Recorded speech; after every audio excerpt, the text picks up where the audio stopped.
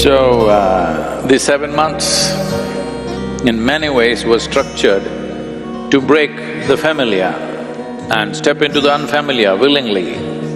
Well, some of you very willingly, some of you little pushing and some of you hard pushing, but you've done wonderful.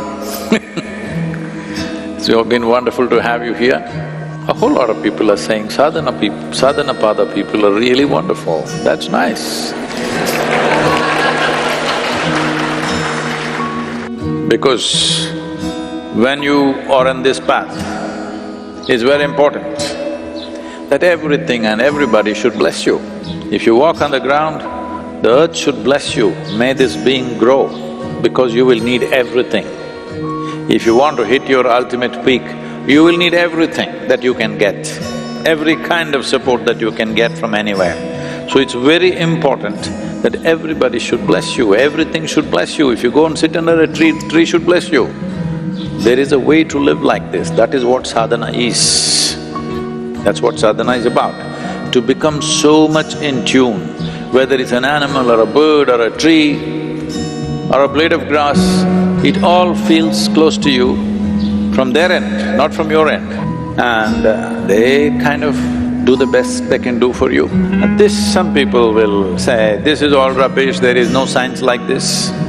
They think science happen in laboratory. Science is happening in creation. You noticed a few things, that's all. Nobody has noticed everything. You just noticed a few things and you call that science. But it's happening, the phenomena of life is happening, not in the lab, in the world, in the cosmos.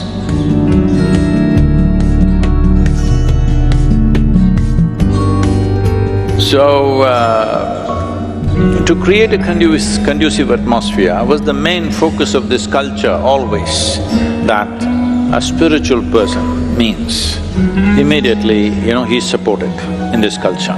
If somebody has any symbol of being spiritual, then even if he threatens your life, you don't defend yourself to that extent.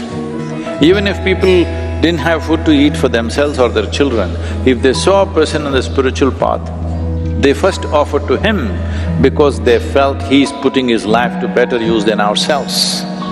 That kind of atmosphere we need to create in the culture.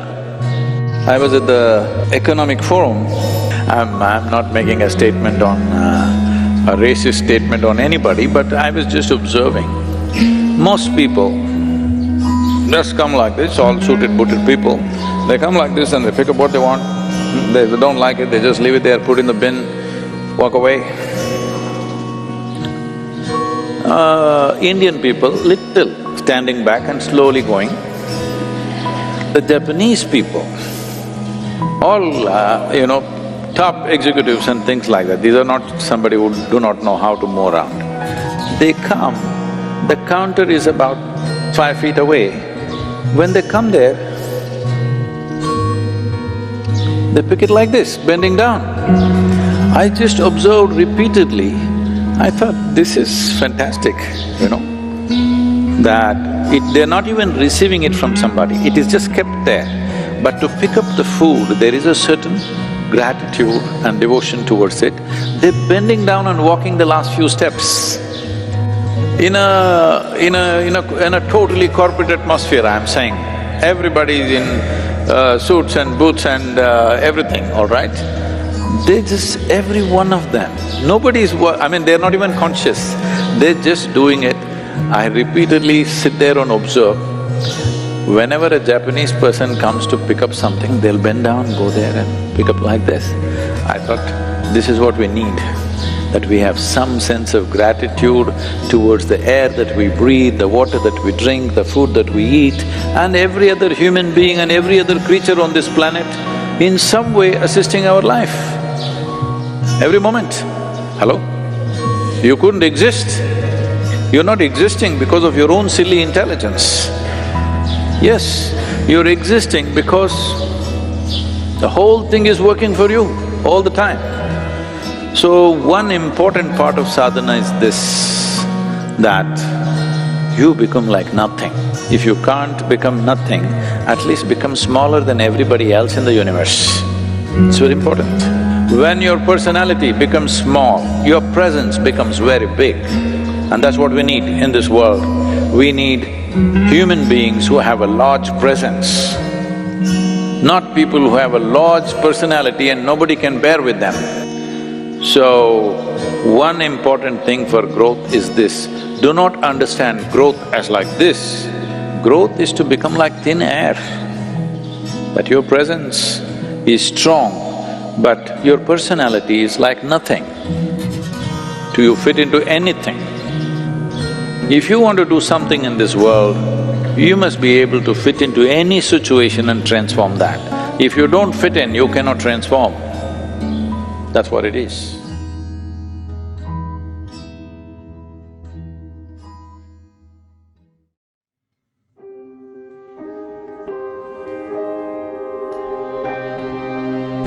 Have you ever thought what actually happens when someone gets enlightened? What changes does enlightenment bring about in the life of a spiritual seeker? Enlightenment is nothing but the discovery of presence behind your personality. Enlightenment is the recognition of divine presence within you. Yes, in enlightenment, you go beyond your personality and recognize your divine presence. Personality is what which hides this divine presence from you. And what actually is this personality? It is nothing but the self, the little self with all its habits. That's what this personality is. You'd be surprised to know that personality comes from the Latin word persona, which means mask. The Swiss psychologist Carl Jung made this concept of persona very popular in psychology. He used to say that it is this persona which hides the true nature of man. He had a deep insight when he said that, but when he used the phrase true nature of man, he didn't actually mean your divine infinite nature.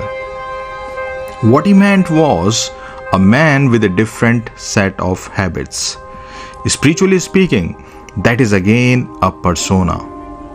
So what is this personality which hides your divine presence?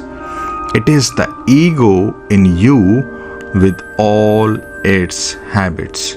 It's only when you transcend this ego can you recognize your divine presence.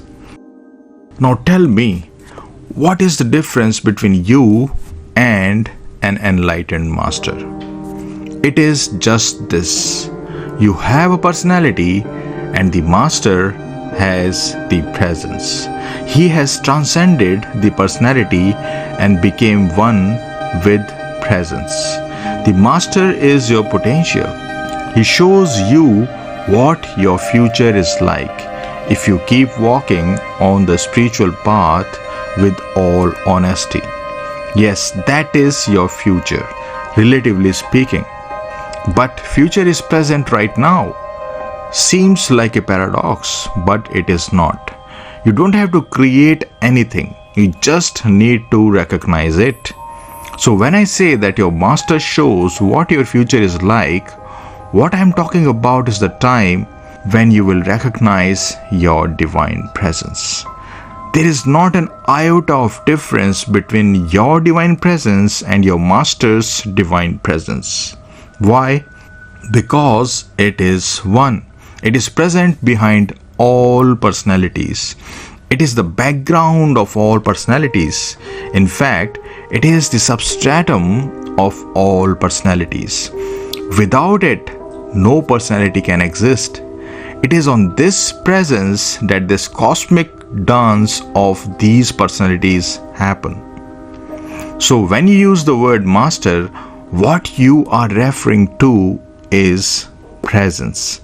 And when you use the word disciple, what you are referring to, what you are pointing to is the personality. You may not be aware of it, but it is the truth. So personality is just a mask. It is something that you put on. This is not your true nature. This is not your reality. Drop this mask, drop this persona, the personality. And when you drop your personality, which means the ego, the presence rises. A presence with no self, a presence without boundaries rises of its own accord. It is instantaneous. Here you drop it, there the presence rises. You can say it is on the graveyard of your personality that the divine presence is born. Personality is a deception. It is a total and complete deception. You feel that you are this body-mind complex, born one day and destined to die someday. You completely forget the background of divine presence, which is your true nature. You have been hypnotized into believing that you are a person. This is the cosmic illusion, but there is a way out of this illusion. Spirituality is the way. Spirituality shows the way out of this illusion. And that is what is a spiritual life all about. It is to see that what you consider yourself to be, what you take yourself to be, is a complete and total lie. It is an illusion. So go beyond the illusion of your personality and recognize the ever-present truth of your divine infinite presence.